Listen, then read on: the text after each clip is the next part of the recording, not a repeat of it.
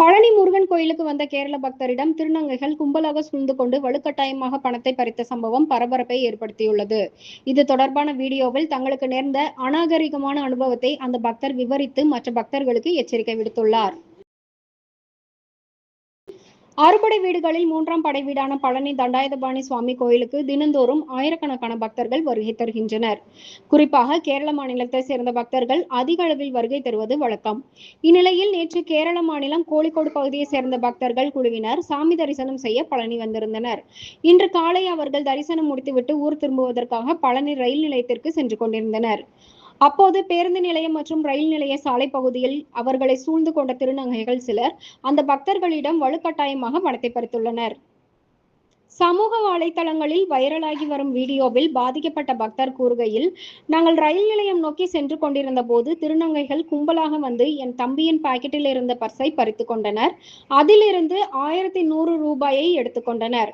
நாங்கள் தட்டி கேட்ட போது ஆடையை தூக்கி காண்பித்து அநாகரிகமாக பேசியும் மிரட்டியும் எங்களை மன உளைச்சலுக்கு ஆளாக்கினர்.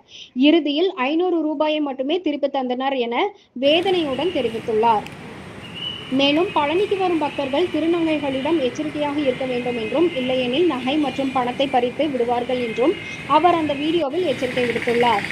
புனிதமான ஆன்மீக தளத்தில் பக்தர்களிடம் அநாகரிகமாக நடந்து கொள்ளும் இத்தகைய நபர்கள் மீது காவல்துறை உரிய நடவடிக்கை எடுக்க வேண்டும் என பொதுமக்கள் கோரிக்கை விடுத்துள்ளனர். ഞങ്ങൾ റെയിൽവേ സ്റ്റേഷനിലേക്ക് വരുന്ന വഴിക്ക് ഞങ്ങൾക്കൊരു അനുഭവം ഉണ്ടായിരുന്നു.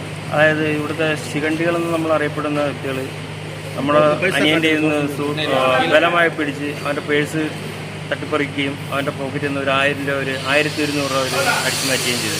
ഞങ്ങളെ ചോദിച്ചു കഴിഞ്ഞപ്പോൾ അവർ ഭയങ്കര ദാതകരി സ്റ്റൈലാണ് ഞങ്ങളോട് പെരുമാറിയത്. അവർ ഞങ്ങൾക്ക് ആ പൈസ ഞങ്ങൾക്ക് ഇതുവരെ തന്നിട്ടില്ല. പറഞ്ഞു വന്നപ്പോൾ ഞാനൊന്ന് ചൂടായപ്പോഴത്തേക്ക് അവർ 500 രൂപ തിരിക്കുന്നത്, ഞങ്ങൾ 600 രൂപ അവരുടെ കയ്യിൽ നിന്ന് ചോദിച്ചു കഴിഞ്ഞപ്പോൾ അവർ ഞങ്ങളോട് മോശമായ രീതിയിലുള്ള പെരുമാറ്റങ്ങളാണ് അവർ പറയുന്നത്. തുണി പൊക്കി കാണിക്കും, അതായത് ഒരു ഗുണ്ട സ്റ്റൈലിലാണ് അവരുടെ പെരുമാറ്റം. പളനി വരുന്നവർ പ്രത്യേകം ശ്രദ്ധിക്കുക. ഇവരുടെ മുമ്പിൽ ചെന്ന് പെട്ട് കഴിഞ്ഞാൽ അവരവരുടെ ആഭരണങ്ങളും പൈസയും അവർ നമ്മൾ ഭദ്രമായിട്ട് സൂക്ഷിക്കുക. അവർ കയറി അറ്റാക്ക് ചെയ്ത് കഴിഞ്ഞാൽ നമ്മുടെ കയ്യിൽ നിന്ന് എന്തൊക്കെ നഷ്ടപ്പെടണമെന്നും പറയാൻ പറ്റില്ല. സ്വർണ്ണമാല വരെ അവന്മാർ അടിച്ചു മാറ്റും. ദയവേത് നിങ്ങൾ ഇത് തമിഴ്നാട് ഗവൺമെൻറ്റിന് വേണ്ടി എന്തെങ്കിലും മുൻകരുതൽ എടുക്കണമെന്ന് പറയുന്നു. അത്രയേ ഉള്ളൂ. ഞങ്ങൾക്കുണ്ടായ